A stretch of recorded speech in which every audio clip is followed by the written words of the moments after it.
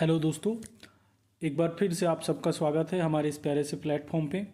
तो साथियों, जैसा कि आप सबको जानकारी हो है कि हम हमारे इस प्यारे से प्लेटफॉर्म पे अभी जो डिस्कशंस कर रहे हैं वो टीजीटी चंडीगढ़ के पेपर के विषय में कर रहे हैं। हम लगातार इस संदर्भ में हम थोड़ा थोड़ा आगे बढ़ रहे हैं डे बाय डे, क्योंकि आप सब जानते हैं कि एक दिन में कोई तैयारी होती नहीं है और आजकल जितना कंपटीशन हो गया है तो हमको पहले से रेडी रहना होगा। ठीक है दोस्तों।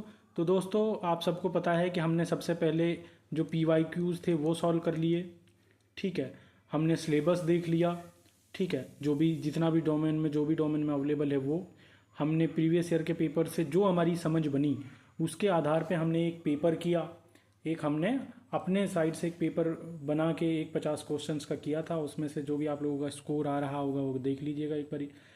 अब हमारी जो समझ बनी है प्रीवियस ईयर के पेपर्स को देख के, उस समझ के आधार पे और जो भी सिलेबस अवेलेबल है अभी तक डोमेन में, उसके आधार पे हमने आज इकोनॉमिक्स का पेपर तैयार किया है। तो दोस्तों, हमारे कई साथियों ने ये बोला था कि इकोनॉमिक्स का थ्योरेटिकल एस्पेक्ट करा दें। तो दोस्तों, थ्योरेटिकल एस्पेक्ट भी कराया जा सकता है, बट अभी हम कई सारी और चीज़ों में इन्वॉल्व हैं। ठीक है, तो थ्योरेटिकल एस्पेक्ट पे आने से पहले मेरा ये मन था, एक बारी मैं आप लोगों को भी जांच लेना चाहता हूँ कि आप लोग कितना हम लोगों को इसमें प्यार देते हैं, कितना समर्थन देते हैं। अगर आप लोग हमको इसमें प्यार देते हैं, हमको इसमें समर्थन देता है, तो मैं आपसे वादा करता हूँ कि मैं आपको इसी यूट्यूब चैनल पे विदाउट एनी फ़ी, ठीक है, जीरो फीस के अंतर्गत जो है सारा का सारा कंटेंट करा सकता हूँ दोस्तों। बट देखना मुझे यही है आप लोगों के साथ काम करके कि मुझे किस हद तक प्रेम मिल रहा है आप लोगों की साइड से, किस हद तक कोऑपरेशन मिल रहा है। अगर वो कोऑपरेशन बढ़ता जाएगा तो मेरी मेहनत ऑटोमेटिकली बढ़ती जाएगी दोस्तों, है ना। तो मतलब मेरी मेहनत और आप लोगों का प्रेम जो है वो एकदम डायरेक्ट रिलेशन में है इकोनॉमिक्स कॉन्टेक्स्ट में, अगर समझा दूँ तो चलिए दोस्तों, आज का जो हमारा इकोनॉमिक्स का पेपर है वो मैंने बनाया है। इसमें 100 क्वेश्चंस हैं आपके। ठीक है, 2 घंटे में हम इसको क्वेश्चन को ख़त्म करने की कोशिश करेंगे। देखिए, 2 घंटे मैं इसलिए कह रहा हूँ दोस्तों क्योंकि मेरे चैनल पे आप लोगों ने अभी तक जो भी देखा है तो मैं एक वर्ड में घुसता हूँ दोस्तों। मैं मतलब मेरे सामने अगर कोई ऑप्शन आया, जैसे एडम स्मिथ को लेकर आया, तो मैं आपको बताऊंगा कि एडम स्मिथ का सबसे इम्पोर्टेंट काम क्या है। ठीक है, तो इस कॉन्सेप्ट पे जैसे कि इसमें पूछा हुआ है तो मैं पूरा बताऊंगा कि एडम स्मिथ ने क्या कहा है, लियोनल रॉबिन्स ने क्या कहा है, सब बताऊंगा आपको। तो ये इसमें 100 मार्क्स का मैंने इसलिए रखा है क्योंकि एक नंबर 1 मार्क्स का ही मैंने अभी तक जोड़ के रखा है और इसमें टोटल 100 क्वेश्चन है। तो दोस्तों, मैं शुरू कर रहा हूँ। आप लोग कमेंट में अपना स्कोर ज़रूर बताइएगा कि आज के पेपर में आप लोगों का इकोनॉमिक्स के जो मॉक टेस्ट है TGT चंडीगढ़ का, ठीक है, सोशल स्टडीज़ वाला, इसमें आपने कितना स्कोर किया है दोस्तों। तो चलिए पहला क्वेश्चन देख लेते हैं। अर्थव्यवस्था वह विज्ञान है जो सांध्यों और वैकल्पिक उपयोगों वाले दुर्लभ संसाधनों के बीच संबंध के रूप में मानव व्यवहार का अध्ययन करता है।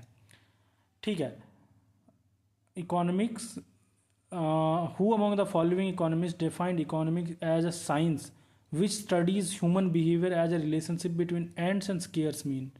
ठीक है, अर्थशास्त्र वह विज्ञान है। ठीक है, तो बताइए। ठीक है, तो थोड़ा सा यहाँ हिंदी वाले में थोड़ा वो है। आप लोग जब भी मेरे साथ आप लोग पढ़ रहे होंगे भाई, तो इंग्लिश वाले वर्जन को फाइनल वर्जन समझिए। ये पूछ रहा है कि उस विज्ञान का नाम बताइए जिसमें दुर्लभ संसाधनों और मानव व्यवहार और मतलब स्केयरसिटी और एंड गोल के बारे में जो बात करेगा वो विज्ञान, वो इकोनॉमिक्स बताइए। और यहाँ पे पूछ रहा है कि वो इकोनॉमिस्ट कौन ऐसा है, तो दोनों ही सवालों के जवाब इसी में मिल जाएंगे। अच्छी बात है ये। ठीक है, ठीक है, तो एडम स्मिथ के अगर बारे में बात कर लें तो क्या एडम स्मिथ थे वो among the following economist defined economics as a science which studies human behaviour as a relationship between ends and scarce means. बताओ भाई कौन सा है वो, क्या वो एडम स्मिथ थे? तो एडम स्मिथ जो इकोनॉमिक्स को डिफाइन करते हैं वो कैसे करते हैं, वो साइंस ऑफ वेल्थ बताते हैं। इकोनॉमिक्स को साइंस ऑफ वेल्थ बताते हैं दोस्तों। ठीक है, साइंस ऑफ वेल्थ बताते हैं। अल्फ्रेड मार्शल देख लेते हैं, तो मतलब ये तो नहीं हो सकते क्योंकि ये तो साइंस ऑफ वेल्थ बता रहे हैं। ठीक है, ये स्टडी नहीं बता रहे हैं स्केयर रिसोर्सेज और एंड मीन्स की।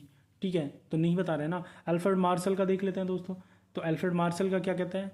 अल्फ्रेड मार्शल जो है इकोनॉमिक्स को किस तरह से डिफाइन करते हैं दोस्तों। अल्फ्रेड मार्शल का कहना है मानव मानव कल्याण का अध्ययन जो करे उसको इकोनॉमिक्स कहते हैं। मानव कल्याण का जो अध्ययन करे उसको इकोनॉमिक्स कहते हैं, मानव कल्याण। ठीक है, अंग्रेजी वालों को अगर मैं ये बता दूं, define economics as a science of science of human welfare in daily life. ठीक है, human welfare in daily life. ठीक है दोस्तों। और रॉबिन्स का क्या है, रॉबिन्स किस तरह से डिफाइन करते हैं इकोनॉमिक्स को? रॉबिन्स का मानना है इकोनॉमिक्स बेस है किस पे, स्कार्सिटी ऑफ रिसोर्सेज पे और अल्टरनेटिव चॉइसेस पे। यानी कि हमारे पास रॉबिन्स जो है वो ये मान के चलते हैं कि हमारे पास लिमिटेड रिसोर्सेज हैं। अब ये एक ह्यूमन को डिसाइड करना है, एक इंसान को डिसाइड करना है कि उन रिसोर्सेज को हम कहाँ पे यूज करें। ठीक है, ठीक है दोस्तों। तो ये हमारे करेक्ट आंसर हो जाएंगे। कौन? सी, लियोनल रॉबिन्स। ठीक है। पॉल सैमुअल्सन किस तरह से डिफाइन करते हैं भाई? अगर पॉल सैमुअल्सन की बात कर लूँ मैं, पॉल सैमुअल्सन की बात कर लूँ तो ये समय के साथ विकास और संसाधनों के आवंटन पर बल देने का काम करते हैं। ठीक है, ये इकोनॉमिक्स को कैसे डिफाइन करते हैं? Dynamic growth and resources. ठीक है, इनका मानना है कि समय के साथ विकास और संसाधनों के आवंटन को किस तरह से किया जाए उसके बारे में जो स्टडी करे उसको इकोनॉमिक्स कहा है। किसने? पॉल सैमुअल्सन ने। ठीक है दोस्तों, तो मैंने आपको 4 थ्योरीज दे दी यहाँ पे। मुझे लगता है इतना काफ़ी होगा आने वाले एग्जाम्स के लिए। अभी हम और भी पेपर लगा रहे होंगे, तो 4 थ्योरीज मैंने यहीं पे बता दी आपको। एडम स्मिथ क्या कर रहे हैं? एडम स्मिथ जो है वेल्थ क्रिएशन के बारे में बोल रहे हैं, पूंजी निर्माण बता रहे हैं स्टडी ऑफ इकोनॉमिक्स को। ठीक है, और इनका क्या नाम है? अल्फ्रेड मार्शल क्या है? वो हाउस होल्ड मैनेजमेंट बता रहे हैं। ठीक है, सॉरी, अल्फ्रेड मार्शल जो है, अल्फ्रेड मार्शल क्या कह रहे हैं? वो ह्यूमन वेलफेयर बता रहे हैं। और रॉबिन्सन्स क्या कह रहे हैं? वो ह्यूमन चॉइसेस और स्कैर्सिटी ऑफ रिसोर्सेज की बात कर रहे हैं। और पॉल सैमसन क्या कह रहे हैं दोस्तों? ये डायनेमिक ग्रोथ और रिसोर्सेज की बात कर रहे हैं। ठीक है दोस्तों, अब हमारा सेकंड क्वेश्चन देख लेते हैं हम। सेकंड क्वेश्चन हमारा क्या कर रहा है? The word economics is drive from the ancient Greek word oikonomia. Oikonomia. अर्थशास्त्र या इकोनॉमिक्स शब्द की उत्पत्ति प्राचीन ग्रीक शब्द ओइकोनोमिया से हुई है, जिसका शाब्दिक अर्थ है धन निर्माण। क्या धन निर्माण इसका शाब्दिक अर्थ है दोस्तों? क्या इसका अर्थ धन निर्माण है? भाई धन निर्माण क्या होता है? धन निर्माण क्या होता है? ये संपत्ति का निर्माण और पूंजी पर केंद्रित एक कॉन्सेप्ट होता है जिसमें हम स्टडी करते हैं to how to make wealth and how to store it household management क्या होता है दोस्तों? हाउस होल्ड मैनेजमेंट क्या होता है? हाउस होल्ड मैनेजमेंट जो है हमारा, जो एक टर्म है ओइकोनोमा, ये ओइकोनोमा का मतलब होता है हाउस होल्ड। ठीक, और इसका नोमिया का मतलब होता है मैनेजमेंट। तो हाउस होल्ड मैनेजमेंट जो है वो ही इसका सही जवाब होगा दोस्तों। ठीक है, वही इसका सही जवाब होगा। कैसे? ओइकोस का मतलब हाउस हो गया और नोमोस का मतलब मैनेजमेंट हो गया। हाउस या हाउस होल्ड एक ही बात हो गई। तो ओइकोस का मतलब घर है और नोमोस का मतलब प्रबंधन है, तो इन दोनों को मिलाकर गृह प्रबंधन बनता है ओइकोनोमोस। उसी से इकोनॉमिक्स लिया गया है दोस्तों। ठीक है, और ये कहाँ का शब्द है? ये ग्रीक शब्द है, एंशिएंट ग्रीक शब्द है दोस्तों। ठीक है, ठीक है। तो मार्केट रेगुलेशन क्या होते हैं दोस्तों? मार्केट रेगुलेशन बताएगा कोई? मार्केट रेगुलेशंस वो स्टैट्यूटरी कंट्रोल होते हैं, जो गवर्नमेंट अप्लाई करती है। गवर्नमेंट अप्लाई करती है क्यों? To regulate policies governing markets. तो जो मार्केट्स को गवर्न कर रही हो पॉलिसीज, उनको रेगुलेट करने के जो स्टैट्यूटरी कंट्रोल या रेगुलेशंस गवर्नमेंट लगाती है उनको हम मार्केट रेगुलेशंस कहते हैं। ये बाजार को नियंत्रण करने वाली वैधानिक नीतियों से संबंधित है मार्केट रेगुलेशन। और अगर मैं इसकी बात कर लूँ स्टेट एडमिनिस्ट्रेशन, यार स्टेट एडमिनिस्ट्रेशन पे तो क्या ही बताना है आप लोगों को, ये तो आपको पता है। ये मतलब स्टेट को किस तरह से गवर्न किया जाए, उसमें पब्लिक अफेयर्स और स्टेट पॉलिसीज़ क्या हो सकती हैं, इकोनॉमिक्स एस्पेक्ट कैसे गवर्न किया जाए स्टेट का, उसी से रिलेटेड है दोस्तों। ठीक है, चलिए थर्ड क्वेश्चन देख लेते हैं। हम कोशिश करेंगे आज ही सारे क्वेश्चंस खत्म करने की दोस्तों। ठीक है, चलिए। Which of the following subject matters falls outside the scope of microeconomics. ठीक है, तो माइक्रो इकोनॉमिक्स के स्कोप से बाहर, दायरे से बाहर कौन सा शब्द है इनमें से? थ्योरी ऑफ कंज्यूमर डिमांड है क्या? क्या थ्योरी ऑफ कंज्यूमर डिमांड बाहर जाता है माइक्रो इकोनॉमिक्स से दोस्तों? बताओ भाई, जल्दी बताओ।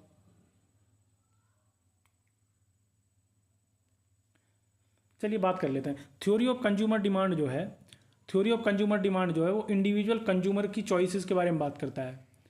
वो इंडिविजुअल कंज्यूमर चॉइस की बात करता है, इंडिविजुअल की बात करता है। देखिए माइक्रो और मैक्रो में डिफरेंस क्या है दोस्तों। माइक्रो मतलब छोटे स्तर पे, इंडिविजुअल लेवल पे, ठीक है। और मैक्रो मतलब बड़े स्तर पे, ब्रॉड जैसे कि पूरे नेशन की बात करेगा, पूरी सोसाइटी की बात करेगा, तो इंडिविजुअल में माइक्रो आ जाता है। तो ये कोर कॉन्सेप्ट है, कंज्यूमर डिमांड जो है कोर कॉन्सेप्ट है किसका, माइक्रो इकोनॉमिक्स का। अगर हिंदी वालों को बता दूं, हिंदी में इसको व्यक्तिगत उपभोक्ता चयन का अध्ययन करता है क्या, theory of consumer demand, theory of consumer demand. और व्यक्तिगत की जहां पे जैसे ही व्यक्तिगत आ जाए तो उसका मतलब क्या है, वो व्यष्टि अर्थशास्त्र है। वो क्या है, वो व्यष्टि अर्थशास्त्र है दोस्तों, ठीक है। Factor pricing and distribution, factor pricing and distribution क्या होता है दोस्तों, क्या होता है फैक्टर प्राइसिंग एंड ये फैक्टर प्राइसिंग एंड डिस्ट्रीब्यूशन, ये एक ऐसा व्यवस्था होती है जो एक्सप्लेन करता है क्या, डिटर्मिनेंट्स ऑफ रेंट को। ये वो एक्सप्लेन करता है कि determination of rent, wages, interest, profit for individual inputs, यानी कि यह व्यक्तिगत आगतों के लिए लगान, मजदूरी, ब्याज और लाभ निर्धारण की व्याख्या करता है। तो फैक्टर प्राइसिंग भी इसी का हो गया, किसका हो गया, फैक्टर प्राइसिंग, क्योंकि ये भी इंडिविजुअल इनपुट्स की बात कर रहा है दोस्तों। तो ये भी किसका हुआ, माइक्रो को हुआ। और इसने क्या पूछा है, आउटसाइड पूछा है। General pricing level and inflation, जैसे ही जनरल का शब्द आया, जैसे ही जनरल का शब्द आया इसको पकड़ लो। जनरल मतलब आम, और आम मतलब मैक्रो, आम मतलब मैक्रो, ठीक है दोस्तों। तो ये बाहर चला गया, तो दोनों में, दो ही में डिवाइडेड है, माइक्रो या फिर मैक्रो, ठीक है। तो सी हमारा इसका जवाब हो जाएगा। कैसे हो जाएगा, जनरल प्राइस लेवल और इन्फ्लेशन क्या होता है, जनरल प्राइस लेवल या इन्फ्लेशन जो होता है वो एग्रीगेट प्राइस ट्रेंड्स और इंटायर इकोनॉमी को लेके बात करता है। जैसे इन्फ्लेशन देश का निकाला जाएगा कि इस वक्त में देश में महंगाई किस दर पे चल रही है, और जनरल प्राइस क्या होता है, जो आम कंज्यूमर प्राइस चल रहा है चीज़ों को लेकर, उनको हम जनरल प्राइस कहते हैं। समझ गए दोस्तों, समझ आ गया, कोई दिक्कत, कोई समस्या नहीं होनी चाहिए। Equilibrium of an individual firm, जैसे ही मैंने आप लोगों को बता दिया, चीट वर्ड बता दिया मैंने इसमें आपको कि इंडिविजुअल, जैसे ही व्यक्तिगत आएगा, व्यक्तिगत मतलब माइक्रो, ठीक है। इकोनॉमी दो शब्द उसमें बटा हुआ है, कैसे, इकोनॉमी को दो लेवल पर पढ़ा जाता है, एक माइक्रो यानी कि छोटे, और एक मैक्रो यानी कि बड़े, ब्रॉड। इसको समझ लीजिए इंडिविजुअल, ठीक है। इसको समझ लीजिए जनरल, जनरल यानी कि कंट्री का होगा जैसे ये, और कंट्री को भी, ठीक है। चलिए कॉन्सेप्ट फोर्थ पे आ जाते हैं, बहुत समय ले रहे हैं क्योंकि हम, ठीक है। Microeconomics is also popularly known in economic literature as, ठीक है। व्यष्टि अर्थशास्त्र को अर्थव्यवस्था साहित्य में किस अन्य नाम से भी जाना जाता है, तो बताइए। आय और रोजगार सिद्धांत के नाम से जाना जाता है क्या, आय और रोजगार सिद्धांत के नाम से जाना जाता है क्या दोस्तों, नहीं, नहीं, एकदम नहीं, ठीक है। इससे नहीं जाना जाता है, क्योंकि जो पॉपुलर ये जो नाम है, ये जो नाम है मैक्रो इकोनॉमिक्स के लिए दिया गया है, आय और रोजगार सिद्धांत। Income and employment theory J. M जो हैं, हमारे जो जे.एम. नीस साहब हैं, वो देते हैं किसके लिए, वो मैक्रो इकोनॉमिक्स के लिए देते हैं। और हमसे क्या पूछा है, ये एक पॉपुलर नाम किसका है, पहला आय और रोजगार सिद्धांत, ये मैक्रो इकोनॉमिक्स का नाम है, जो किसने दिया है, ये जे.एम. नीस ने दिया है दोस्तों, ठीक है। ये जे.एम. नीस ने दिया है। चलिए बी देख लेते हैं। कीमत सिद्धांत, प्राइस थ्योरी है क्या, क्या प्राइस थ्योरी है दोस्तों, क्या प्राइस थ्योरी है, बिल्कुल प्राइस थ्योरी है। तो बी हमारा सही आंसर हो जाएगा। कैसे, कैसे है प्राइस थ्योरी, देखिए प्राइस थ्योरी क्या करता है, क्योंकि ये रिलेटिव मार्केट प्राइस को डिटरमाइन करता है और रिसोर्स एलोकेशन को देखता है। कैसे, देखिए इसका ये नाम इसलिए है क्योंकि यह अध्ययन करता है कि बाजार में कीमतें, संसाधनों का आवंटन कैसे हो, बाजार में कीमतें व संसाधनों का आवंटन कैसे हो, इसीलिए प्राइस थ्योरी का दूसरा जो नाम है माइक्रो इकोनॉमिक्स रखा गया है, ठीक है। सी विकास अर्थशास्त्र क्या होता है दोस्तों, डेवलपमेंट इकोनॉमिक्स क्या होती है, ये विकास जो फोकस करता है डेवलपमेंट इकोनॉमिक्स, वो फोकस करता है स्ट्रक्चरल ट्रांसफॉर्मेशन पे, किस पे, स्ट्रक्चरल पे, ठीक है। तो ये माइक्रो इकोनॉमिक्स का दूसरा नाम हो गया, ठीक है। ये स्ट्रक्चरल ट्रांसफॉर्मेशन जब हो रही होगी तब उसको क्या कहेंगे, उसको विकास इकोनॉमिक्स कहेंगे। जब ग्रोथ हो रही होती है किसी देश में तो उसको डेवलपमेंटल कहते हैं, ठीक है। पब्लिक फाइनेंस, लोक वित्त सिद्धांत क्या होता है दोस्तों? बताओ, लोक वित्त सिद्धांत क्या होता है? ये एक ऐसी ब्रांच है पब्लिक फाइनेंस, एक ऐसी ब्रांच है जो स्टडी करता है किसका किसका स्टडी करता है? टैक्सेशन का, गवर्नमेंट एक्सपेंडिचर का और नेशनल बजट का। किसका? टैक्सेशन का, ठीक है, गवर्नमेंट एक्सपेंडिचर का, ठीक है, गवर्नमेंट एक्सपेंडिचर का और नेशनल बजट का। उसको क्या कहते हैं? उसको लोक वित्त सिद्धांत कहते हैं या फिर पब्लिक फाइनेंस थ्योरी कहते हैं दोस्तों। ठीक है, क्वेश्चन नंबर 5 पे आ जाए, तुरंत आ जाते हैं। चलिए क्वेश्चन नंबर 5 देख लें। देखो दोस्तों, हमारी एडिटिंग को थोड़ा, ये हमारी टाइपिंग को थोड़ा माफ़ कर दीजिएगा, ये भी हम नई नई चीज़ें चल रही हैं। ठीक है, लिस्ट 1 को लिस्ट 2 से मैच करना है। ठीक है, तो एडम स्मिथ किससे संबंधित थे? एडम स्मिथ किससे संबंधित थे? क्या वो स्कार्सिटी से संबंधित थे, ग्रोथ से संबंधित थे, वेल्थ से संबंधित थे ना एडम स्मिथ? तो हमारा पी का हो गया जी, पी का क्या हो गया? 3। चलो इसको यहाँ बनाते चलते हैं। सॉरी भाई, है ना, इससे थोड़ा एडजस्ट कीजिएगा यार। देखो हम मेहनत कर रहे हैं बट थोड़ा भी और इम्प्रूवमेंट करने की ज़रूरत है हम लोगों का, आई नो। ठीक, पर कंटेंट में आप लोगों को कोई वो नहीं करना पड़ेगा। ठीक है, मार्शल, क्यू को देख लेते हैं। मार्शल किससे एसोसिएटेड है भाई? मार्शल किससे एसोसिएटेड है बताओ? मार्शल का भी तो पढ़े थे आप। क्यू किससे हो गया? मार्शल जो है वेलफेयर से एसोसिएटेड है, तो क्यू का 4th हो गया दोस्तों। ठीक है, अब हमारे उत्तर में देख लें कहीं पे ऐसा आ रहा हो तो कहीं पे पी का 3 यहाँ पे भी है, तो पी का 3 तो एक ही में है, तो ए आंसर हो गया इसका। पी का 3 तो एक ही में है, आंसर हो गया इसका। आर का 1 है, आर पे क्या दिख रहा है? रॉबिन्स दे रखा है, रॉबिन्स का 1 है, यानी कि स्कैरसिटीज़ की बात कौन कर रहा है? रॉबिन्स कर रहा है। सैमुअल्सन किसकी बात करता है? ये तो हमने ऊपर भी पढ़ा यार अभी। सैमुअल्सन किसकी बात करता है? सैमुअल्सन जो है वेलफेयर इसकी बात करता है, ग्रोथ की। ठीक, 2। ठीक, तो इसका ये आंसर हो गया। ये तो हमने ऊपर भी पढ़ा, इसमें तो कोई दिक्कत नहीं थी, वही रिवाइज हो गया था। द लॉ ऑफ डिमांड,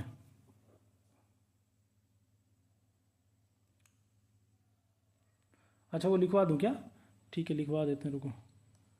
देखिए मैं बता देता हूँ। देखिए भाई, एडम साहब जो हैं वो किससे संबंधित हैं? वो वेल्थ से संबंधित हैं। ठीक, वो वेल्थ से संबंधित हैं। मार्शल साहब किससे संबंधित हैं दोस्तों? मार्शल साहब जो हैं वो किससे संबंधित हैं? वो वेलफेयर से संबंधित हैं। ठीक, रॉबिन्स साहब जो हैं वो किससे संबंधित है दोस्तों? वो स्कैर्सिटी से संबंधित है, वो स्कैर्सिटी से संबंधित है। ठीक है, और हमारे बचे सैमुअल्सन साहब। सैमुअल्सन साहब जो हैं ये किससे संबंधित हैं दोस्तों? सैमुअल्सन जो हैं ये किससे संबंधित हैं? ये ग्रोथ से संबंधित हैं। ये हमने ऊपर भी पढ़े कॉन्सेप्ट। चलिए अंदर आगे आ जाइए, 6th क्वेश्चन देख लेते हैं। ठीक है, 6th क्वेश्चन क्या कह रहा है? The law of demand states N inverse relationship between price and quantity demand. This law holds under the assumption of, मांग का नियम कीमत और मांग की मात्रा के बीच विपरीत, कीमत और मांग के बीच विपरीत संबंध बताता है। ये नियम किस शर्त के तहत लागू होता है? क्या स्टेरिस पेरिबस, अन्य बातें समान रहने पर? ठीक है, क्या सेटरिस पेरिबस होता है, इंक्रीजिंग मार्जिनल यूटिलिटी होता है, वेबियन इफेक्ट होता है, या चेंजिंग कंज्यूमर रेफरेंसेस होता है? चलिए एक एक ऑप्शन को देख लेते हैं दोस्तों, एक एक ऑप्शन। सेटरिस पेरिबस क्या होता है दोस्तों, बताओ? देखो ये एक लैटिन शब्द है दोस्तों, ये एक लैटिन शब्द है जिसका मतलब होता है, जिसका मतलब होता है अदर फैक्टर्स जो हैं वो इक्वल रहेंगे। जिसका मतलब होता है अदर फैक्टर्स रिमेनिंग इक्वल। ठीक, ये इसका मतलब होता है। ठीक है, such as consumer income and taste, such as consumer, example के तौर पे कंज्यूमर इनकम एंड टेस्ट। ठीक, ठीक है, तो ये हमारा सही आंसर है इसका, फिर यही हमारा सही आंसर है इसका। चलिए दूसरा ऑप्शन देख लेते हैं। गिरती हुई सीमांत उपयोगिता के बिना, यानी कि increasing marginal utility, increasing marginal utility, ये क्या होता है? ये एक तो पहली बात तो ये जो है ना कंज्यूमर जो थ्योरी है उसको वायलेट करती है दोस्तों, ये जान लो। ठीक है, ये वायलेट करती है कंज्यूमर थ्योरी को। कंज्यूमर थ्योरी को कैसे? ठीक है, कैसे? क्योंकि कंज्यूमर थ्योरी है जो है वो किस पे होती है? वो डिमिनिशिंग मार्जिनल यूटिलिटी पे डिपेंड होती है।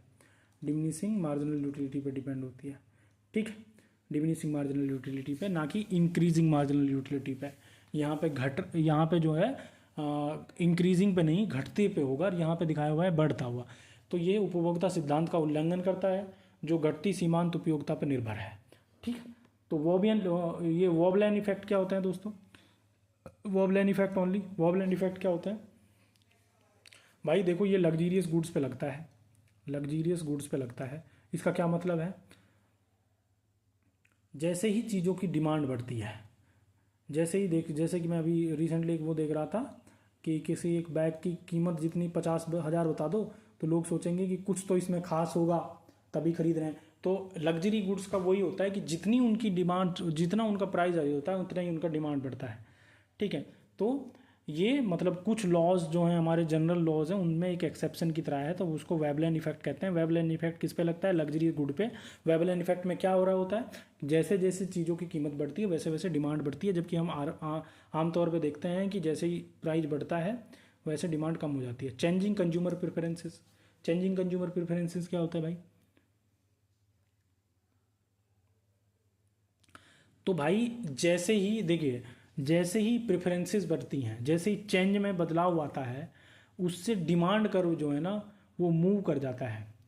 ठीक है, वो डिमांड कर जो है मूव कर जाता है। तो कंज्यूमर जो हमारा है, जो हमारे क्वेश्चन, ये हमारा जो क्वेश्चन था दोस्तों, वो उसमें नहीं फिट बैठता है। तो हमारा इसका आंसर पहला ए हो जाएगा।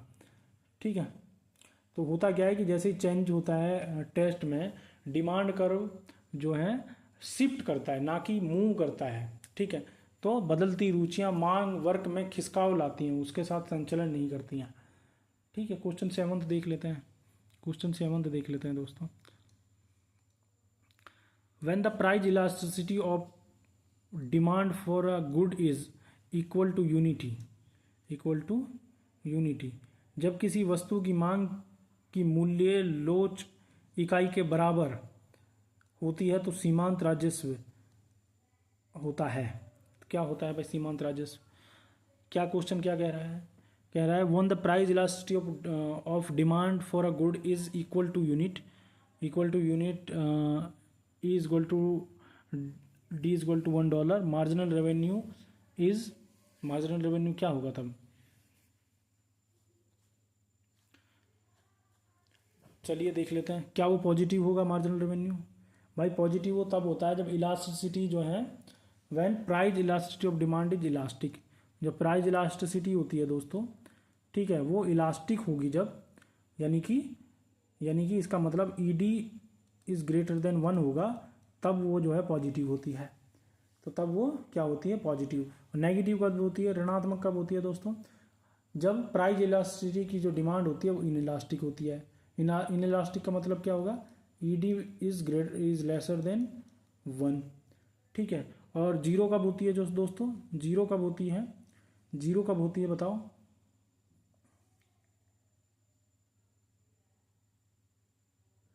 जीरो तब होती है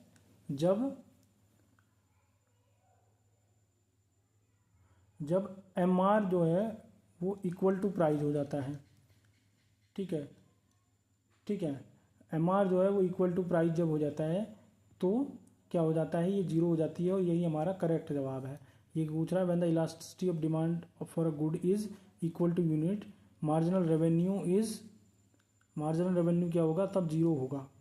ठीक है, और इन्फिनाइट कब होती है? जब ये जो है ये क्या कहते हैं इसको, इलास्टिसिटी पर जो है परफेक्ट होती है तब होती है, यानी कि E D is equal to, ठीक है, infinite.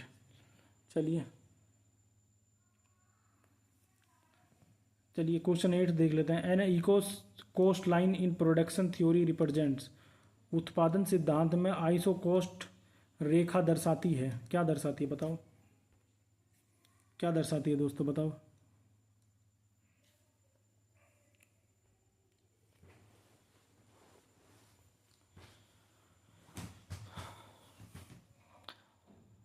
N isocost line in production theory represents, क्या रिप्रेजेंट करती है बताओ।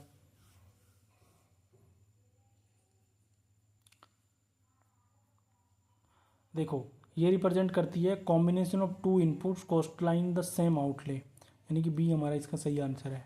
कैसे कैसे दो आगतों के संयोजन जो समान उत्पादन करते हैं उसको दिखाती है इको कॉस्ट। ठीक है, और ये क्या होता है, combines of two inputs yielding same output, ये क्या होता है दोस्तों, ये जो है क्या होता है, ये क्या आइसो कॉस्ट नहीं होता बल्कि आइसो क्वांट होता है, ये आइसो क्वांट होता है ये दोस्तों। ठीक, और जब ये combinations of two goods giving equal utility, इसका क्या मतलब होता है दोस्तों, ये क्या होता है, सी क्या होता है दोस्तों, सी दो वस्तुओं के संयोजन जो समान उपयोगिता होती है उसको क्या कहते हैं, ये इंडिफरेंस कर्व को दिखाती है, इंडिफरेंस कर्व को। ठीक है, स्थिर लाभ बिंदुओं का बिंदुपथ, locus of constant profit points, क्या होता है, ये आइसो प्रॉफिट को दिखाता है दोस्तों, आइसो प्रॉफिट, ये आइसो प्रॉफिट लाइन दिखाता है दोस्तों, iso profit line for production firm. ठीक है, प्रोडक्शन फर्म का आइसो प्रॉफिट लाइन दिखाता है ये, समझ गए भाई लोग। चलिए अब अगला देख लेते हैं, the substitution effect is always, ठीक है बताओ, the substitute effect is always, यानी कि प्रतिस्थापना प्रभाव हमेशा होता है, क्या होता है, धनात्मक होता है, क्या क्या धनात्मक होता है। देखिए पॉजिटिव ये कब तब होता है, पॉजिटिव इफेक्ट कब होता है दोस्तों, पॉजिटिव इफेक्ट तब होता है जब हम कम वस्तुएं खरीद रहे होते हैं,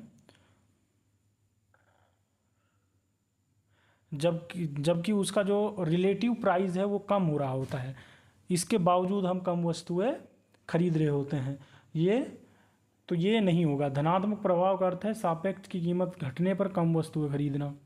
ठीक है, और नेगेटिव यानी कि बी का क्या मतलब है, ऋणात्मक कीमत परिवर्तन विपरीत, इसका क्या मतलब है दोस्तों। ठीक है, इसका क्या मतलब है, कंज्यूमर जो है always substitute toward the relatively cheaper good moving quantity opposite to price, तो यही तो होता है सब्सटीट्यूट इफेक्ट, तो यही होता है। जैसे ही किसी एक, मान लीजिए चाय की अगर कीमत बढ़ेगी, टी की अगर कीमत बढ़ेगी तो कस्टमर कॉफ़ी ज़्यादा पीने लग जाएगा, और कॉफ़ी की कीमत बढ़ेगी तो कस्टमर टी की तरफ बढ़ जाएगा, तो यही तो सब्सटीट्यूट इफेक्ट होता है दोस्तों। तो सब्सटीट्यूट इफेक्ट क्या होता है, जैसे कि मान लीजिए फॉर एग्जांपल, मान लीजिए कि आप शर्ट की अगर कीमत बढ़ेगी तो आप टी शर्ट पहनना शुरू कर देंगे। ठीक है, जीन्स की अगर कीमत बढ़ेगी तो आप फॉर्मल पैंट पहनना शुरू कर देंगे, नॉर्मल। ठीक, ये है जीरो। जीरो कब होता है ये,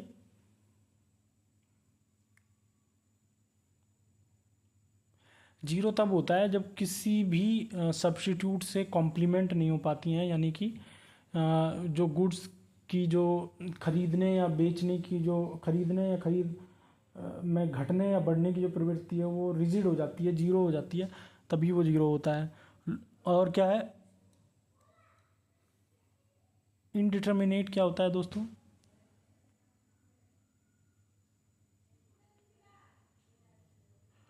देखिए होता क्या है कि जो इंडिफरेंस कर्व होता है उस पर प्रिडिक्टेबल नेगेटिव डायरेक्शन में चलता है सब्स्टिट्यूशन इफेक्ट, यानी कि प्रतिस्थापन प्रभाव हमेशा पूर्व सूच्य ऋणात्मक दिशा में चलता है। ठीक, ठीक है, तो दोस्तों इस तरह से हमारा 9th क्वेश्चन भी हो जाता है। चलिए 10th पे आ जाते हैं। तो क्या कह रहा है 10th question, a given good is a special category of inferior goods, क्या ये सही है, for which the income effect is, for which the income effect is, बताना है गिवन गुड्स के परिप्रेक्ष्य में इनकम का इफेक्ट क्या होता है वो बताना है दोस्तों। चलिए चलिए बता देते हैं।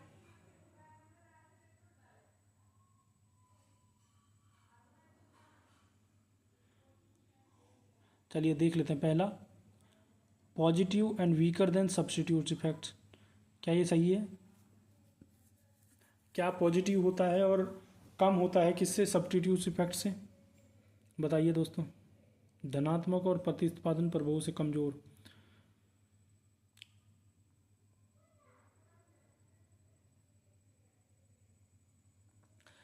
देखिए गिफिन गुड्स जो होती हैं, जैसे ही जो है उनकी डिमांड कम होने लगती है जैसे कि प्राइस बढ़ते हैं। तो जैसे ही प्राइस बढ़ेगा डिमांड जो है वो कम हो जाएगी गिफन गुड्स के कंटेक्स्ट में। ठीक ठीक ठीक है दोस्तों। अब चलते हैं negative and stronger than substitute effect. Negative और स्ट्रॉन्गर, ऋणात्मक और प्रतिस्थापन प्रभाव से अधिक प्रभावशाली, प्रतिभाशाली, सॉरी शक्तिशाली।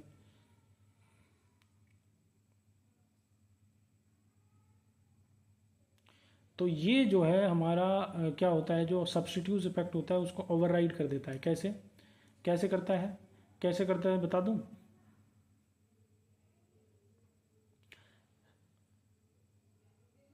ऐसे करता है क्योंकि डिमांड जो है वो क्या हो जाती है, डिमांड राइज कर जाती है किसके साथ में? प्राइस राइज के साथ में।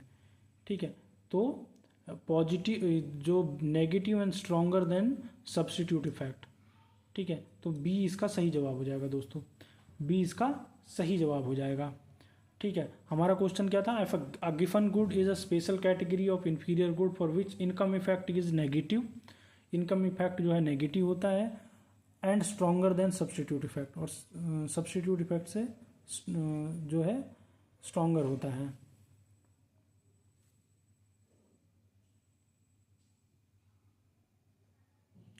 जीरो कब होता है? जब परचेजिंग पावर पे चाहे कुछ भी असर पड़ रहा हो, कोई भी डिफरेंस नहीं आता है क्वांटिटी डिमांड में, तो उसको जीरो कहते हैं। इक्वल टू सब्स्टिट्यूट इफेक्ट कब होता है? ठीक है, net price effect of zero making demand completely price intensive. ठीक है। तो प्राइस इंसेंसिटिव जब हो जाती है तो उसको कहते हैं इक्वल टू सब्स्टिट्यूशन इफेक्ट। ठीक है। Slope of an indifference curve, the slope of an indifference curve measures उदासीनता वर्क इंडिफरेंस कर्व का ढाल क्या मापता है? बताइए क्या मापता है वो? तो वो मापता है मार्जिनल रेट ऑफ सब्स्टिट्यूशन। ढूंढो कहाँ है मार्जिनल रेट ऑफ सब्स्टिट्यूशन। ये रहा मार्जिनल रेट ऑफ सब्स्टिट्यूशन। तो बी इसका भी सही जवाब हो जाएगा। ठीक है। तो marginal rate of technical substitution क्या होता है दोस्तों? Marginal rate of technical substitution क्या होता है? ए बताओ।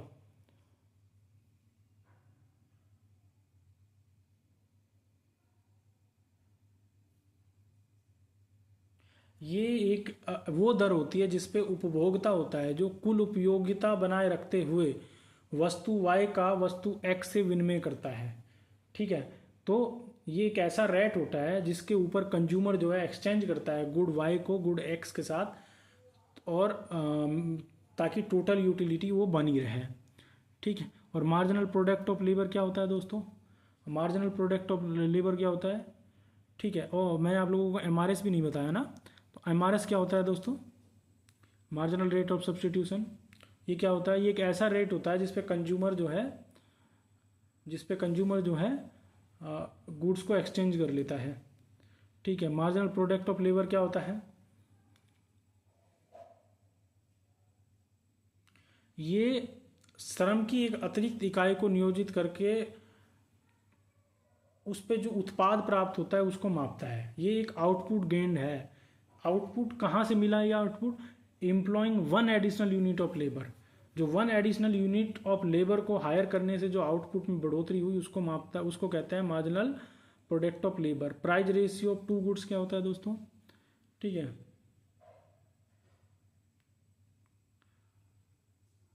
Price ratio of two goods होता है उनके बीच का डिफरेंस। ये क्या मापता है दोस्तों? ये क्या मापता है? ये स्लोप ऑफ बजट लाइन मापता है, ना कि इंडिफरेंस कर्व को। ठीक है। ये भी बता दिया मैंने आपको। चलिए क्वेश्चन 12 देख लेते हैं अब।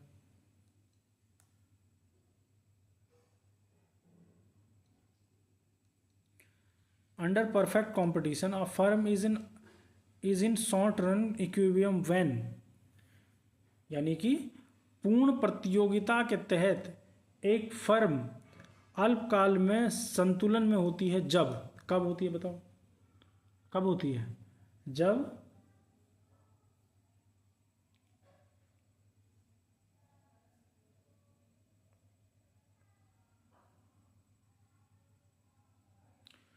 M C is equal to M R होता है, M C is equal to M R होता है,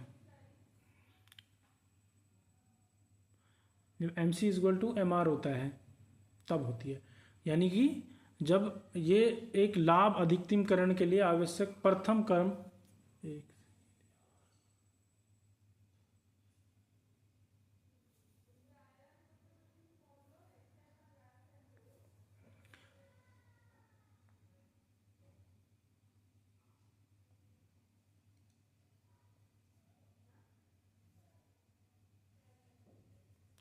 हेलो, हाँ हाँ, अभी कॉल कर रहा हूँ, थोड़ी देर में क्लास ले रहा हूँ।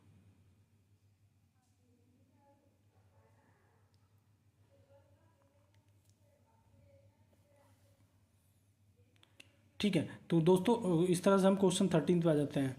King demand curve model was developed by Paul स्विंजी to explain price rigidity in which market structure.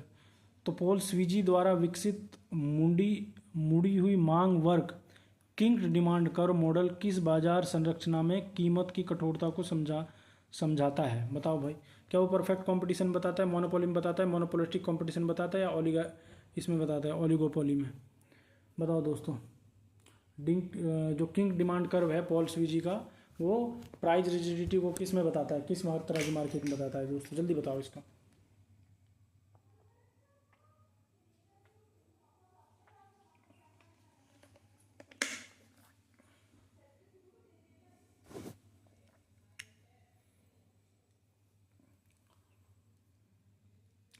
Oligopoly ढूंढ लो भाई, इसका जवाब है ओलिगोपोली। ओलिगोपोली कैसे?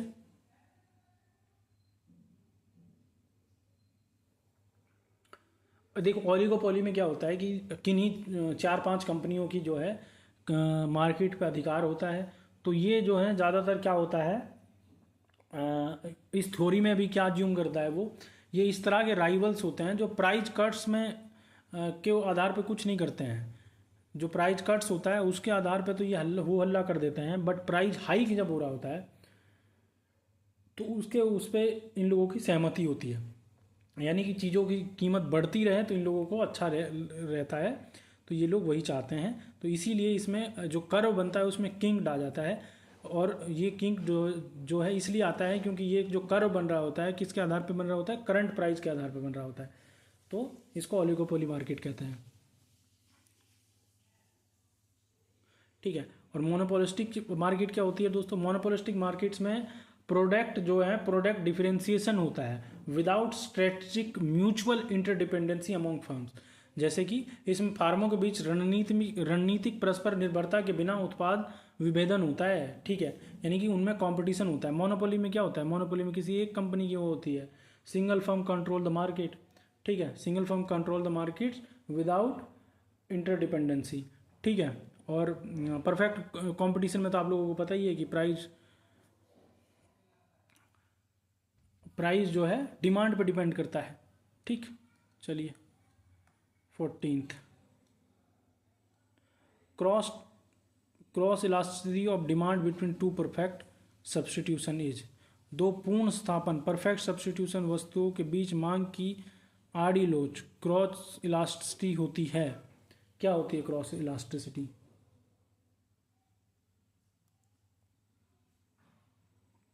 बताओ भाई क्या होती है? Cross elasticity of demand between two perfect substitution होगी, ये इन्फिनाइटली लार्ज होगी दोस्तों, अनंत रूप से धनात्मक होगी। ठीक है, ठीक है, तो नेक्स्ट क्वेश्चन पे चलें क्या? The concept of consumer surplus was mathematically formulated and popularised in welfare economics by. ठीक है, ठीक है, बाय, अच्छा ये मैंने एक्सप्लेन नहीं किया, अच्छा ठीक है। तो देखो जीरो कब होती है cross elasticity between two perfect substitute? Zero कब होती है? जब दो जो हैं जब दो ऐसी दो वस्तुएं एकदम इंडिपेंडेंट होती हैं और किसी भी तरह से रिलेटेड नहीं होती हैं, ठीक है, उसको कहते हैं इंडिपेंडेंट वस्तुएं होती हैं दो, ठीक है, और अनरिलेटेड होती हैं, उन्हीं को कहते हैं जीरो। और यूनिटी क्या होती है दोस्तों? यूनिट क्या होती है?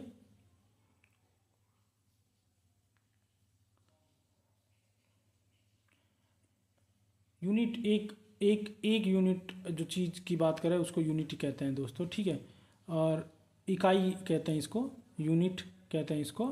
तो एक मात्र जो हिस्सा होता है किसी चीज़ का, एक एक पहलू होता है किसी चीज़ का, उसको यूनिट कहते हैं। इन्फिनेटली लार्ज का क्या मतलब है? जब हर हल्के से भी प्राइस चेंज के कारण कंज्यूमर जो होता है, उपभोक्ता जो होता है, वो दूसरी वस्तुओं पर शिफ्ट कर जाता है, तो उसको कहते हैं इन्फिनिटली लार्ज, अनंत रूप से धनात्मक। नेगेटिव क्या होता है दोस्तों?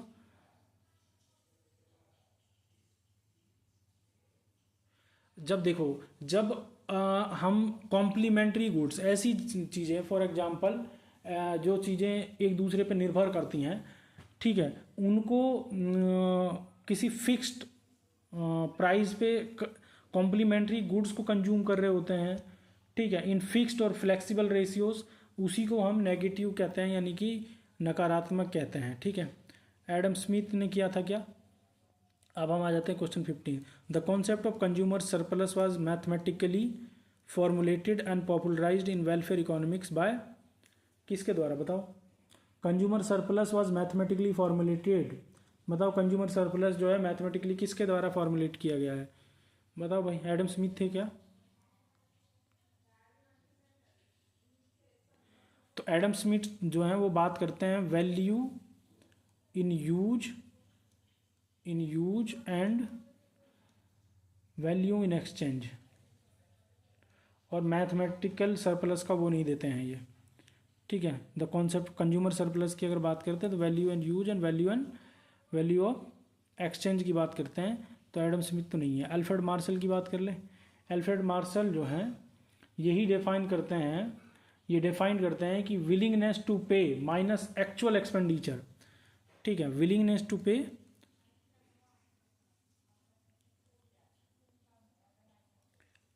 पे माइनस एक्चुअल एक्सपेंडिचर, यही बताता है क्या? यही मैथमेटिकल फॉर्मेशन है कंज्यूमर सरप्लस की। तो अल्फ्रेड मार्शल इसका सही जवाब हो जाएगा। जे.आर. हिक्स की बात कर लें तो ये जो हैं रिफाइंड करते हैं, यानी कि ये एक बारी और दोबारा से कुछ इसमें चेंज लेके आते हैं और कहते हैं कि कंज्यूमर सरप्लस जो है वो कंपनसेटिंग एंड इक्विवेलेंट वेरिएशंस होते हैं किसी और ऑर्डिनल यूटिलिटी में, यानी कि क्रम सूचक उपयोगिता का उपयोग करके उपभोक्ता अधिशेष को क्षतिपूर्ण और समतुल्य परिवर्तन में परिवर्तित करता है। जे.आर. हिक्स ने ये कॉन्सेप्ट दिया। ऐसी पीगू ने कौन सा कॉन्सेप्ट दिया दोस्तों? Focused on social welfare. तो ये सोशल वेलफेयर की बात करते हैं। Private versus social net marginal product की बात करते हैं। Private versus social net marginal product की बात करते हैं ये, ठीक है। चलिए आगे देख लेते हैं 16th क्वेश्चन हमारा। 16th question, which production functions exhibit constant returns to scale with elasticity of substitution equal to unit. कौन सा उत्पादन फलन पैमान के स्थिर प्रतिफल कांस्टेंट रिटर्न्स टू स्केल और इकाई के बराबर प्रतिस्थापन लोच को दर्शाता है? बताओ कौन सा है वो, बताओ भाई। Production function with constant returns to scale and unitary elasticity of substitutions, ठीक है, वो कॉब और डगलस हैं दोस्तों। कॉब डगलस प्रोडक्शन फंक्शन, ठीक है, कॉब डगलस प्रोडक्शन फंक्शन है। देखो यार ये ना थोड़े ऊपर लेवल का कॉन्सेप्ट हो गया, मुझे लगता है आप लोगों को थोड़ा और प्रैक्टिस कर लेना चाहिए, तब इस पे आते हैं। सॉरी, इसका जवाब मैं आप लोगों को बता दिया हूँ, Cobbs and Douglas production function, but मैं इसको आप लोगों को आगे कभी एक्सप्लेन कर रहा हूँ अगर हम लोग थ्योरी पढ़ रहे होंगे तो। इसमें बहुत टाइम हमारा नहीं तो जाया हो जाएगा फ्री में, ठीक है। Opportunity cost is best defined as, ठीक है। अवसर लागत, अपॉर्चुनिटी कॉस्ट को अधिक सबसे अच्छी तरह से परिभाषित किया जाता है, बताओ भाई।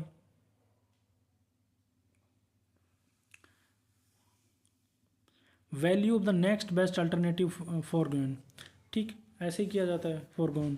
किसी वस्तु के उत्पादन के लिए आवश्यक कुल नकद व्यय नहीं, ठीक है, ये तो नहीं होता, ठीक है, ये तो एक्सपेंडिचर हो गया ना भाई, ये एक्सपेंडिचर हो गया। Value of the next best alternative forgone, किसी वस्तु के सॉरी त्यागे हुए अगले सबसे अच्छे विकल्प को मूल्य, क्या यही है? बिल्कुल यही है, तो बी आंसर है हमारा इसका। बी आंसर कैसे है? Real cost measured by benefit surrendered from second best choice, ठीक है।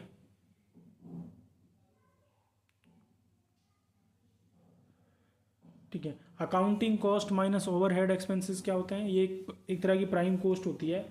प्राइम कॉस्ट क्या होती है? प्राइम कॉस्ट जो है प्राइम कॉस्ट होती है direct material and direct labour से बनती है, उसी को जो है प्राइम कॉस्ट कहते हैं। वेरिएबल कॉस्ट क्या होती है? Variable cost incurred in short run, ये उस तरह वो कॉस्ट होती है जो डायरेक्टली वरी कर लगती है विद आउटपुट प्रोडक्शन लेवल्स। जैसे ही आउटपुट प्रोडक्शन लेवल घटता है या बढ़ता है तो इसमें बदलाव होने लगता है, इसी को variable cost incurred in short run कहते हैं दोस्तों। तो हमारा सही आंसर इसका पर 2 है, बी यानी कि। 18 देख लेते हैं। In monopoly Lerner index of monopoly power is calculated as, ठीक है, Lerner index of monopoly power is calculated as, बताओ भाई कैसे कैलकुलेट किया जाता है इसको?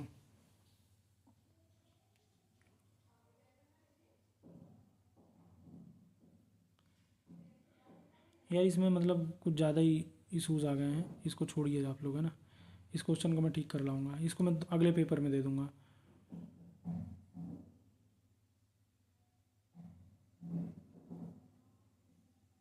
ठीक है, इसको करते हैं, 90th क्वेश्चन करते हैं।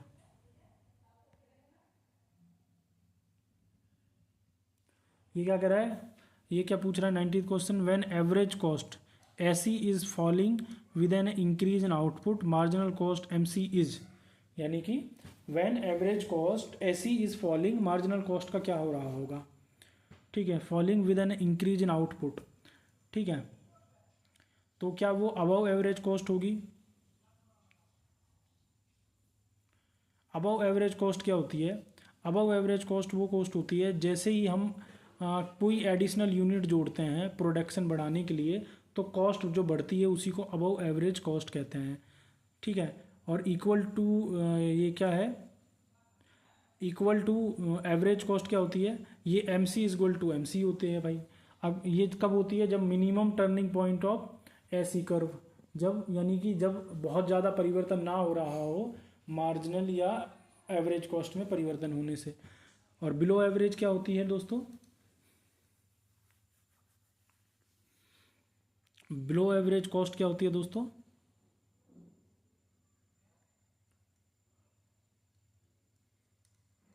बिलो एवरेज कॉस्ट,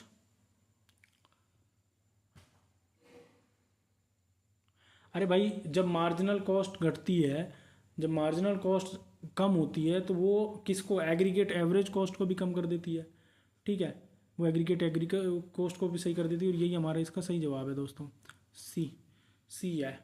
तो ये क्या पूछ रहा था? When average cost is falling with an increase in output marginal cost का क्या होगा? तो जब इनका डायरेक्ट रिलेशन है ही, तो जैसे ही मार्जिनल कॉस्ट कम होगी तो एवरेज ये भी कॉस्ट कम होगी, जैसे एवरेज कॉस्ट कम होगी तो मार्जिनल कॉस्ट भी कम हो जाएगी, ठीक है। तो यही हो गया ना इसका जवाब फिर। ठीक है, जीरो का क्या मतलब होता है? जीरो एक ऐसी कंडीशन होती है जब हमको क्या होता है, प्रोडक्शन बढ़ाने के लिए किसी भी तरह की कोई कॉस्ट ही ना लग रही हो तो उसको जीरो मानते हैं। तो ये किसी भी तरह से ऐसी को डिफाइन करने के लिए काम नहीं आती है दोस्तों।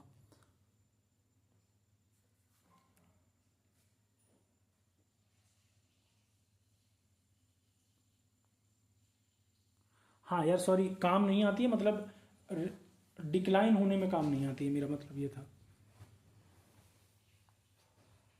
ठीक है। ठीक है। 20th क्वेश्चन हमारा क्या है, selling cost are unique feature of which market structure. विक्रय लागतें किस बाजार संरचना की विशिष्ट विशेषताएं हैं, बताइए। Selling cost are unique feature of, बताइए।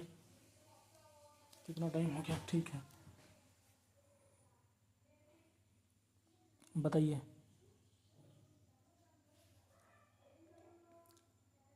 Selling cost are unique features of which market, ये मोनोपोलिस्टिक मार्केट का होता है, पर एक एक करके देख लेते हैं। परफेक्ट कंपटीशन क्या होता है।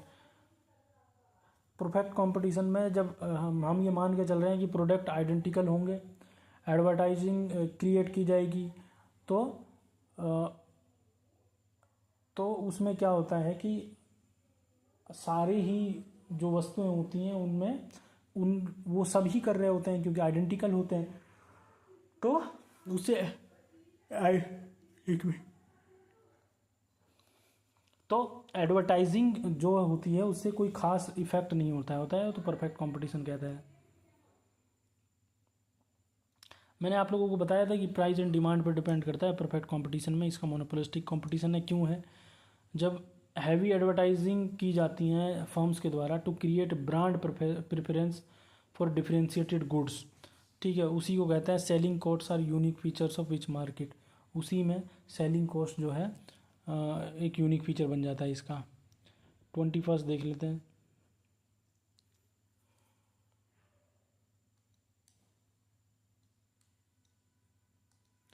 Price discrimination is a profitable and price discrimination is profitable and possibly only when the two markets have क्या, ठीक है। कीमत प्राइस डिस्क्रिमिनेशन केवल तभी लाभदायक और संभव होता है जब दोनों बाजारों में same price elasticity of demand होता है। नहीं, ये कब होता है, जब different price elasticity of demand होता है, यानी कि बी सही है इसका। कैसे, देखो, different price elasticity of demand तब होता है जब फर्म्स जो हैं वो चार्ज करती हैं हायर। कब चार्ज करती हैं और फर्म ज़्यादा, इन इलास्टिक सब markets and lower prices in elastic सब मार्केट्स। तो फर्म बेलोचदार उप बाज़ारों में ऊंची और लोचदार उप बाज़ारों में नीची कीमतें वसूलती हैं, तो उसी को कहते हैं different price elasticity of demand, ठीक है। चलिए 22 देख लेते हैं। द बैकवर्ड बेंडिंग सप्लाई करो ऑफ लेबर अकर्स व्हेन, बताओ भाई। श्रम का पीछे की ओर झुकता पूर्ति work backward bending labour curve तब बनता है जब, कब बनता है भाई,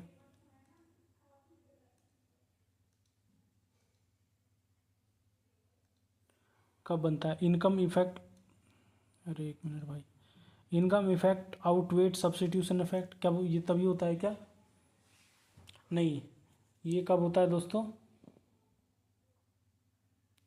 ये होता है तब जब इनकम इफेक्ट आउटवेट कर देता है सब्स्टिट्यूट इफेक्ट को, तो उसी को कहते हैं हम लोग backward bending supply curve of labours, तभी होता है। High wages enables workers to buy more luxury reduces work hours, तो और वह अपने वर्क आवर्स को कम करने की चाह रखने लगते हैं, तो यही इसका करेक्ट है भाई। 23 rent earn by the factor of production over and above it's minimum transfer earning is called,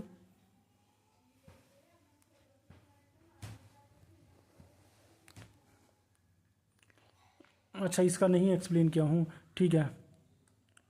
substitute effect आउटवेट्स income effect, ये कब होता है दोस्तों, ये जब होता है जब स्टैंडर्ड लेबर सप्लाई जो है वो उसका नॉर्मल बिहेवियर ही होता है, where wage increases induces more work hours, वहाँ पे मेहनता ना तभी बढ़ता है जब आप ज़्यादा काम करेंगे, तो इसका मतलब होता है कि सब्स्टिट्यूट इफेक्ट जो है वो आउटवेट कर देते हैं किसको, इनकम इफेक्ट को, ठीक है। और substitute effect equals to income effect, ये क्या होता है,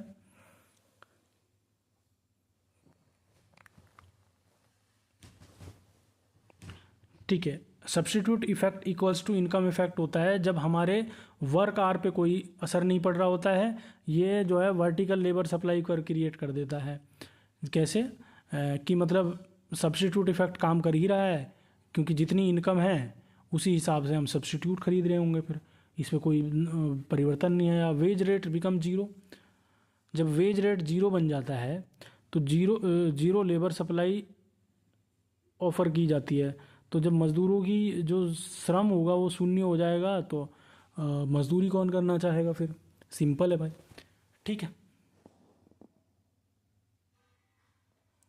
चलिए। Rent earn by a factor above it's transfer earning is called. बताओ भाई, क्या कहा जाता है उसको? उसको क्वासी रेंट कहा जाएगा क्या? क्वासी रेंट होता क्या है वैसे, बताओ भाई? ये मानव निर्मित पूंजीगत साधनों की अल्पकालीन विभेदी आय होती है। क्या होती है ये मैन मेड, ये क्या होती है? शॉर्ट रन डिफरेंशियल अर्निंग होती है।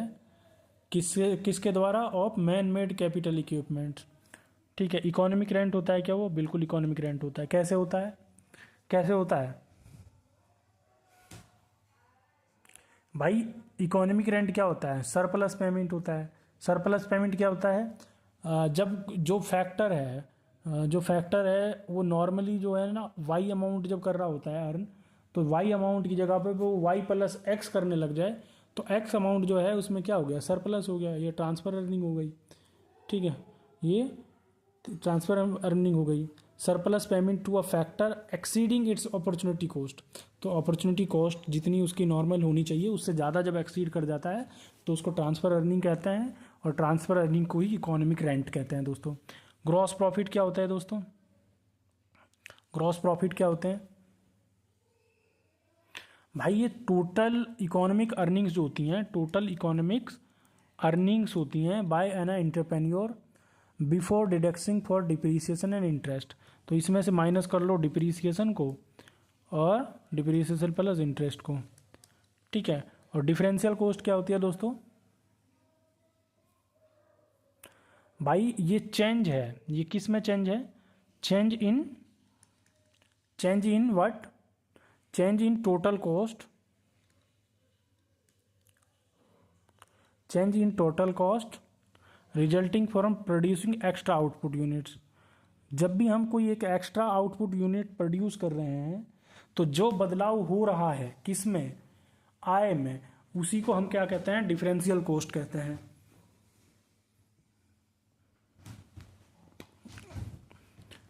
तो समझ आ गया दोस्तों? चलिए 24th पे आ जाते हैं। तो क्वासी रेंट कॉन्सेप्ट क्या होता है दोस्तों?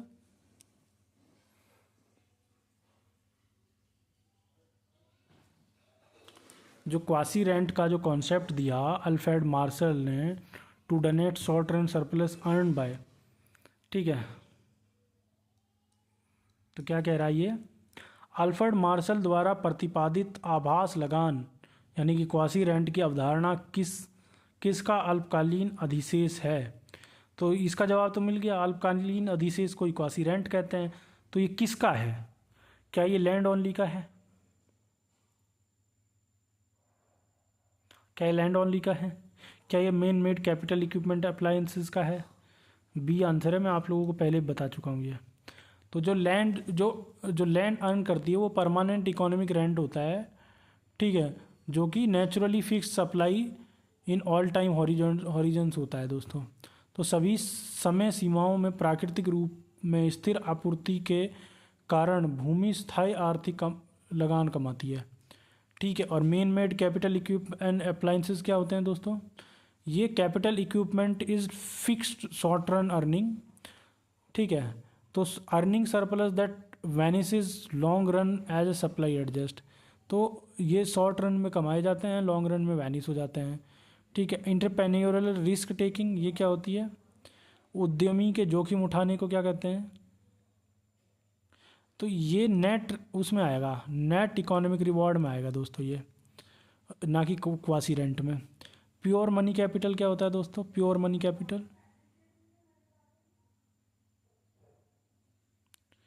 प्योर मनी कैपिटल ये क्या होता है? ये मॉनेटरी इंटरेस्ट होता है। मॉनेटरी इंटरेस्ट जो आता है मनी पे, बेस्ड ऑन मनी मार्केट, बाजार के ब्याज दरों के आधार पर मौद्रिक ब्याज जो मिलता है उसी को हम कहते हैं क्या, प्योर मनी कैपिटल। ठीक है, 25th देख लेते हैं अब दोस्तों।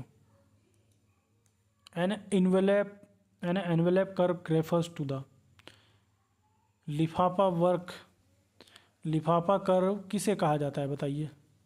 शॉर्ट रन एवरेज कॉस्ट को कहा जाता है क्या?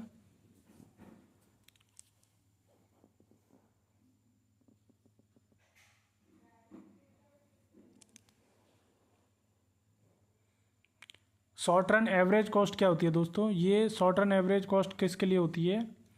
ठीक है, ये किसी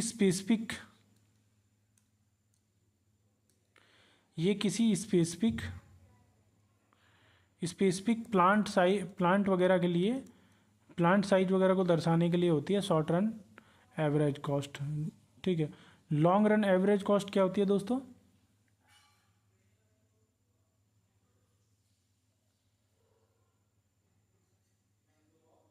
यही है सही आंसर हमारा, बी।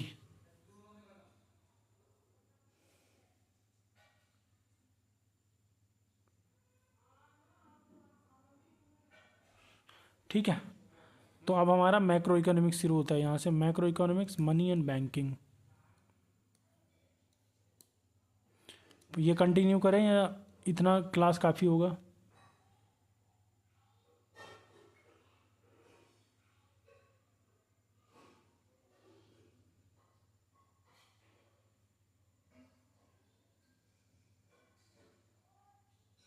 आई थिंक इतना काफ़ी होगा, है ना? तो आगे के मैक्रो इकोनॉमिक्स के जो मैं 25 क्वेश्चंस हैं, इन 100 क्वेश्चंस में से वो मैं अगली क्लास में करा रहा हूँ, पार्ट 2 बना दूंगा मैं इसका, आप लोग देख लीजिएगा। तो थैंक यू हमारे साथ जुड़ने के लिए। आप लोग पढ़ते रहिए, हंसते रहिए, मुस्कुराते रहिए। धन्यवाद हमारे साथ जुड़ने के लिए।